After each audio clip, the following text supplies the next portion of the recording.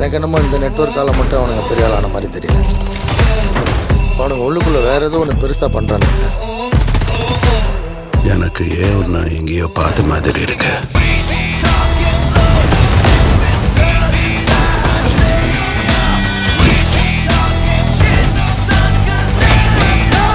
தேவா பத்தி தெரிஞ்சிருந்தோ என்கிட்டயே விளையாடி இருக்க. என் பொண்ணை மருமகளாக்கி அழகு பார்க்க நினைக்கிற அவங்களே கொல்ல பாக்குறியா?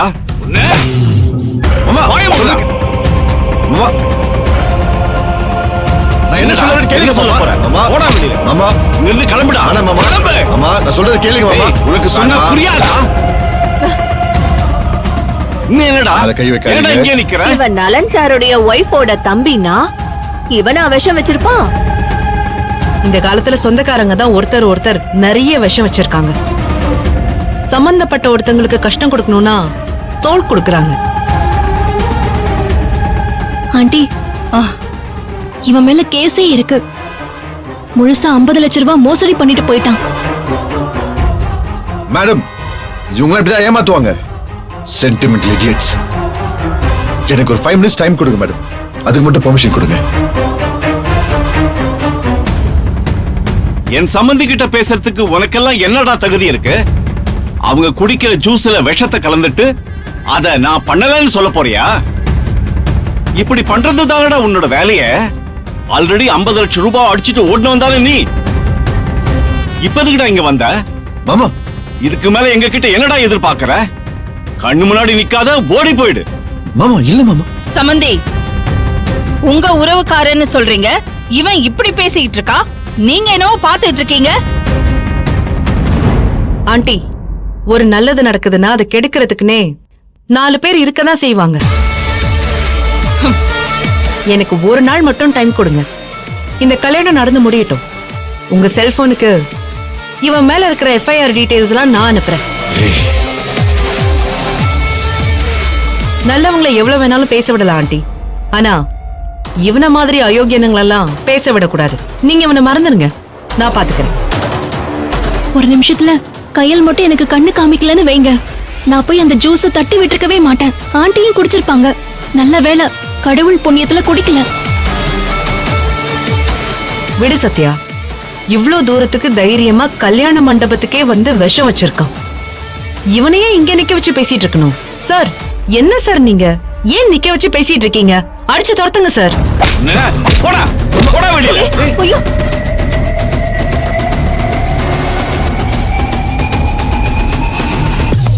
கொன்றுவேன். போடா. ஏய் எம்எல்ஏ போய் பழி போடுறீங்களா? இருக்கு, உங்க எல்லாருக்கும் இருக்கு. நான் யாருன்னு காட்டுறேன்.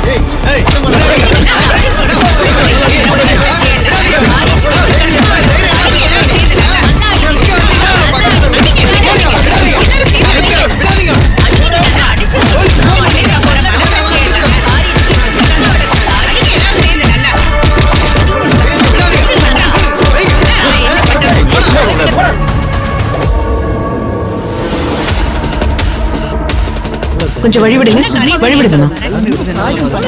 கொஞ்சம் நகருங்க.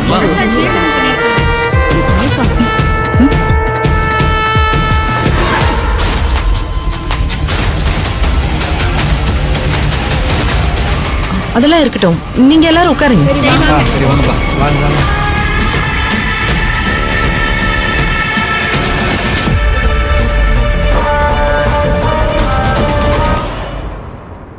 சேது யாரா அவன்? நலன் சாரோட மச்சான் தான்க்கா. அது தெரியுதுடா.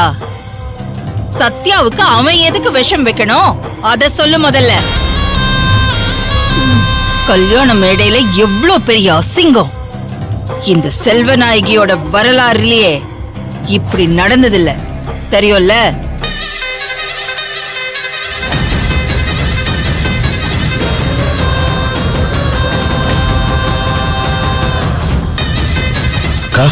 சத்யா வந்திருக்கா.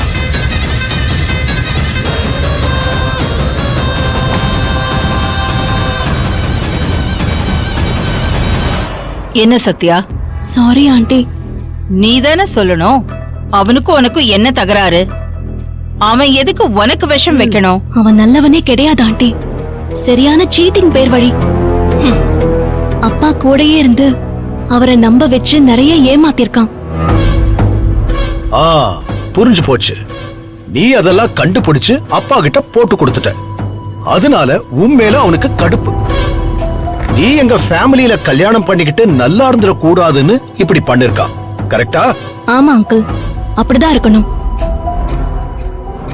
அவன் என் கல்யாணத்தை நடத்த விட மாட்டேன்னு சொல்லிட்டே இருந்தான். ஆனா இப்படி பண்ணுவான்னு நான் சத்தியமா நினைக்கல. இல்ல அண்ணி, எனக்கு வேற மாதிரி தோணுது. விஷம் சத்யாவுக்கெல்லாம் வைக்கல, உங்களுக்கு தான் அவன் வச்சிருக்கான்னு தோணுது. ஏய், என்ன சொல்ற நீ? அக்காவுக்கு ஏன் அவன் விஷம் வைக்க போறான்? அக்காவுக்கும் அவனுக்கும் என்ன சம்பந்தம்? அவன் என்ன பைத்தியக்காரனா? அவன் அக்கா கிட்ட பேசணும்னு இல்ல சொல்லிருக்கான். அப்படி நினைக்கிறவன் ஏன் அக்காவுக்கு விஷம் வைக்க போறான்? அதானே, அவன் கிரிமினலா இருந்தாலும் தெளிவான ஆளு. எல்லாமே பக்காவா பிளான் பண்ணி பண்ணுவான்.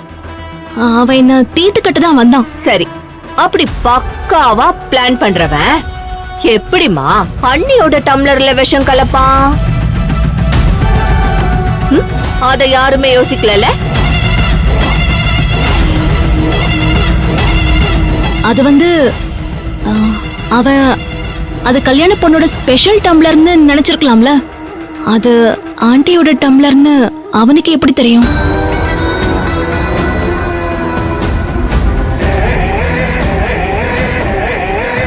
சம்பந்தி, ரொம்ப சாரி. அந்த திருட்டு பயல நான் முன்னாடியே போலீஸ்ல பிடிச்சு கொடுத்திருக்கணும். என் தப்புதான். அவன் பண்ணதுக்கு நான் உங்ககிட்ட மன்னிப்பு கேட்டுக்கிறேன். ஐயோ, நீங்க என்ன பண்ணுவீங்க? பரவாயில்ல, விடுங்க. கந்திருஷ்டின்னு வச்சுப்போம். எல்லா இடத்துலயும் கூட இருந்தே குழி பறிக்கிறவங்க இருக்கத்தான் செய்வாங்க. நாம தான் கொஞ்சம் அலர்ட்டா இருக்கணும்.